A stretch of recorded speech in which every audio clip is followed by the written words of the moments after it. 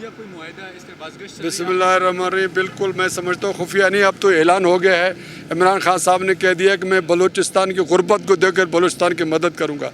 मैंने कहा ये बहुत बड़ा बलूचिस्तान के ऊपर इल्ज़ाम है और बलूचिस्तान के साथ ज़्यादती है कि जिसका बलूचिस्तान का रिकॉर्डिंग का जो सरमाया है वो 1000 बिलियन डॉलर का है। आप कहते हैं मैं 10 बिलियन डॉलर बलूचिस्तान के नाम पर दूंगा, जबकि जो कंपनसेशन है कंपनी को मिलना है वो 6 अरब डॉलर है। इसका मतलब है ये जो इनका जो पैसा ऊपर देने की बात कर रहे हैं, ये पाकिस्तान से पैसे वसूल करेंगे, वसूल करके उस कंपनी को 6 अरब डॉलर दे देंगे, बकाया 4 अरब डॉलर ये इस तरह वसूल करेंगे जिस तरह शहजाद अकबर ने नवाज शरीफ के केस के अंदर लंदन में एक कंपनी से वसूल किए थे। तो मैं समझता हूँ एक साजिश है बलूचिस्तान के इस रिकॉर्डिंग मंसूबे को हड़प करने का। दरअसल कोई भी फॉरेन कंपनी जो है अपने पैसे डायरेक्ट हुकूमत से वसूल नहीं करती है, उसका एक एग्जीक्यूशन लगता है। अगर कोई डिग्री पास हुआ है 6 अरब डॉलर का, 6 बिलियन डॉलर का, तो यकीनन वो पहले हाई कोर्ट में जाएगा मुतल्लिका सूबे के। ये वसाइल हमारे बलूचिस्तान के हैं तो लामवाला बलूचिस्तान में होगा ये वसूली। तो ये बलूचिस्तान से बाहर जो पाकिस्तान हमारे नाम पर पैसे देने की कोशिश कर रहा है, 6 अरब को 10 अरब बिलियन डॉलर बना रहा है, तो ये जो है उनकी तरफ से बदनीयती है। मैंने इसकी मज़म्मत की है। दूसरी बात ये मैंने कही है कि आर्टिकल 172 कॉन्स्टिट्यूशन और ऑयल एंड गैस रेगुलेशन 1948 के तहत ये जो मिनरल्स हैं ये सूबों की मिल्कियत है। ये सूबाई असम्बली के अंदर मरकज़ ने जो नाटक किया है ये बलूचिस्तान के सूबाई खुद मुख्तारी को छीनने के मुतरादिफ है। ये हमारे वसाइल हैं, हमारे वसाइल हमें वापस दिए जाएँ, हमारे साथ वो सलूक न किया जाए जो सूबे के अंदर किया गया है, जो सैदंग के अंदर किया गया है, जो OGDCL और PPL के अंदर किया गया है। हमें उस तरह के जुल्म ज़्यादती से अपने आप को निकालना है और इसके ख़िलाफ़ आवाज़ बुलंद करना है। और आज मैंने ऐलान किया है कि सुप्रीम कोर्ट ने 7 जनवरी 2013 को जो फैसला दिया है उस कंपनी के तमाम मुआहिदों को मनसूख और कालादम करार दिए है। आज एक बार फिर ये अगर कंपनी से बात कर रहे हैं या उसके नाम पर फॉरेन लाइन पर किसी और कंपनी को ला रहे हैं तो यकीनन वो कंपनी उनका जो है फॉरेन माइन होगा और उसके नाम पर यहाँ पैसे वसूल किए जाएंगे और उस कंपनी के साथ शराकत होगी। एक और FWO, एक और NLC, एक और DHA की तर्ज का एक और कंपनी बलूचिस्तान के रिकॉर्डिंग को हड़प कर लेगा। हम उसकी मुज़ाहमत करेंगे। सर, एक मौके पर वज़ीर आज़म ने कहा था कि रिकॉर्डिंग और सैंदक का जो है वो फरोख्त करके पाकिस्तान का कर्जा अदा करेंगे। क्या ये उसकी कड़ी तो नहीं है? अगर ये भी है हम उसकी भी मज़म्मत करते हैं। ये बलूचिस्तान की सरमाया है, बलूचिस्तान की मिल्कियत है। ये हमें पाकिस्तान ने नहीं दी है, हमें खुदा ने दिया है। ये कुदरती वसाइल है। कुदरती वसाइल उस लोगों के, उस इलाके के, उस सूबे की मिल्कियत होते हैं। पाकिस्तान ने अपने इंफ्रास्ट्रक्चर बनाए तो अपने कर्जे अपने इंफ्रास्ट्रक्चर से अदा करे, मगर हमारे कुदरती वसाइल से वो नहीं ले सकता है। अब लोग बाशऊर हो गए। मैंने बात की है कि जब आप मुल्क में गद्दारी के सर्टिफिकेट बांटते हो, एक तरफ TLP से आप जो है मुज़ाकरात करते हो, APS के शोधा जो हमारे पेशावर के आर्मी पब्लिक स्कूल के जो बच्चे जो उनको जिन्होंने मारा है उनके साथ सुलह करके उनको स्टेट गेस्ट बनाते हैं।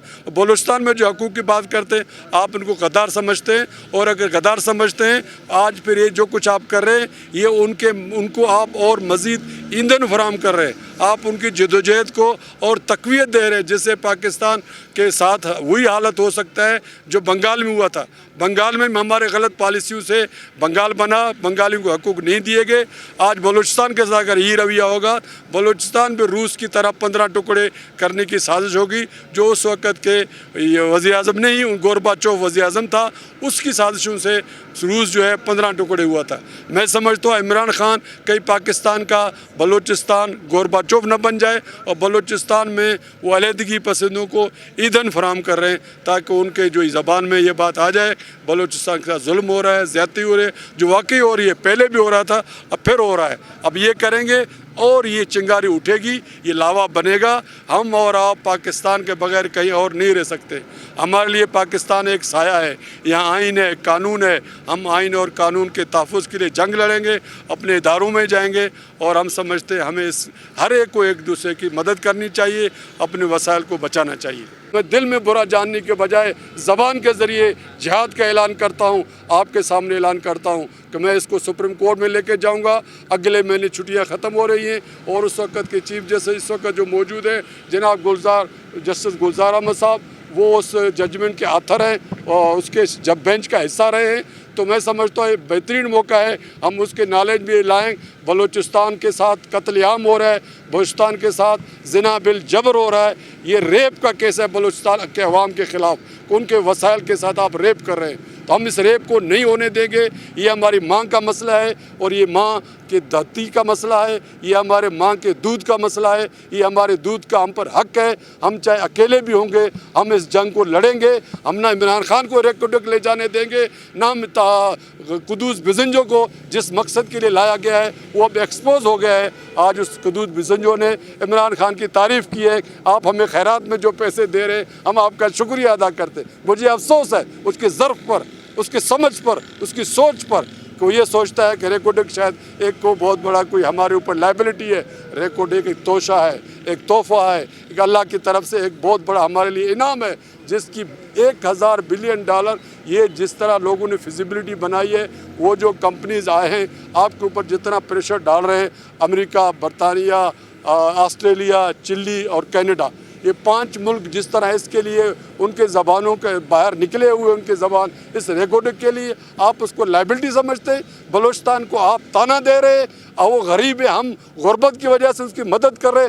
मुझे उनके अल्फाज पर शदीद अफसोस है। मैं इमरान खान की शदीद अल्फाज में मज़म्मत करता हूँ। उसने बलूचिस्तान की तौहीन की है। एक तरफ हमारे वसाइल को ले जा रहा है, दूसरी तरफ हमें गुर्बत का ताना देकर हमारे इक़्तिसादी हालत को बेहतर करने की बात करता है। मुझे बताए आज तक उसने कौन सा कोई इकोनॉमिक कॉरिडोर बलूचिस्तान में बनाया है, कौन सा कोई मोटरवे बलूचिस्तान में बनाया है, कौन सा रोज़गार बलूचिस्तान को दिए, कौन से हमारे वसाइल को हमें वापस कर दिया है। भीख के तौर पर तनख्वाहें देते हैं हर 3 महीने बाद, इसके अलावा बलूचिस्तान को कुछ भी नहीं मिलता है सवाए तनख्वाहों के। तो मैं समझता हूँ आपके तवज्जो से मैं इस बात का अदा करता हूँ कि इंशाअल्लाह हम इस रेकोडेक को किसी के पेट के अंदर इसका आग तो बनेगा, मगर उसके पेट का सामान नहीं बनेगा कि उसको अपने पेट के अंदर ले जाए।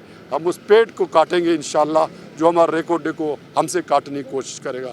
तो आइंदा आपका, हमारा, हर एक का, सबका ये फ़र्ज़ है हम इस जदोजहद में एक दूसरे का साथ दें, एक दूसरे के जंजीर बने। हमें इस बात नहीं देखना चाहिए किस पार्टी की हुकूमत है, कौन सा पार्टी है, क्या है। अगर ये पार्टी थी, अगर पार्टी है, इस पार्टी के अंदर से तब्दीली क्यों लाई गई है। अगर जाम नहीं था तो साले भूतानी साहब वज़ीर आला के उम्मीदवार थे, उन्होंने सबसे पहले इस्तीफ़ा दिया, उसको नहीं बनाया गया। आपका ज़हूर बुलंदी साहब जिसको बाप का सरबराह बनाया गया, उसको वज़ीर आला नहीं बनाया गया। एक ऐसे शख्स को बनाया गया जिसके कोई अपनी कॉन्स्टिट्यूंसी नहीं है, जो पिछले साल 94 वोटों से जीते थे, सिर्फ 94। जो शख्स 94 वोटों की बुनियाद पर 5 साल सूबाई असम्बली में रहा हो, आज वो अपने घर नहीं जा सकता। ऐसे जिनके कोई बुनियाद न हो, उन लोगों को के ज़रिए से ये बलूचिस्तान का सौदा कर रहे हैं। हम ऐसा सौदा नहीं होने देंगे। बलूचिस्तान में कोई भी गैरतमंद मीर जाफ़र, मीर सादिक नहीं बनेगा। जो बनेगा उसका बलूचिस्तान कब्रिस्तान होगा, मगर बलूचिस्तान में वो क्या नहीं कर सकेगा। बिल्कुल, ये उनका बाकायदा उन्होंने फॉर्म भी कर दिया है, उन्होंने अप्लाई भी कर दिया है। उस कंपनी ने बाकायदा माइनिंग डिपार्टमेंट के अंदर अप्लाई कर दिए, जो रिटायर फौजियों की कंपनी है, सीधी बात है। और बदकिस्मती से हमें वफाक अजीज़ है, हमें पाकिस्तान अजीज़ है, हमें बलूचिस्तान अजीज़ है। फ़ौज हमारी दिफा के लिए, फ़ौज हमारे सरहदों के लिए, फ़ौज के लिए हम अपना सरमाया देने के लिए तैयार हैं। मगर फ़ौज को हम ये इजाज़त नहीं देंगे APS के कातिलों को आप छोड़ दें, आप जो है TTP के साथ सुलह कर लें, आप TLP के साथ सुलह कर लें, आप बलूचिस्तान के ऊपर फ़ौज कुशी कर लें। यहाँ पर ब्राह्मदक का, हैर बिहार का, डॉक्टर अला नज़र का नाम लेना जुर्म है, मगर जो संगीन जराम में मुलविस हैं उनके लिए आप जो है स्टेट गेस्ट हाउस खोल लेते हैं। तो ये जो तमीज़ है यही लोगों के अंदर बगावत पैदा करता है। मैं समझता हूँ ये जो रवैया है फ़ौज के इदारे का तो नहीं होगा, मगर चंद अफराद का लस्ट है जिन्होंने DHA से खाया है, जिन्होंने FW से खाया है, जिन्होंने NLC से खाया है। वो लोग एक बार फिर उसी तर्ज पर रेकॉर्डों को भी खाने के चक्कर में अपने एक डमी कंपनी के ज़रिए से, बेसिकली वो TCC के लिए काम कर रहे हैं, उन्हीं के ज़रिए से हमारे वसाइल को लूटेंगे। ठीक है सर, थैंक यू सर।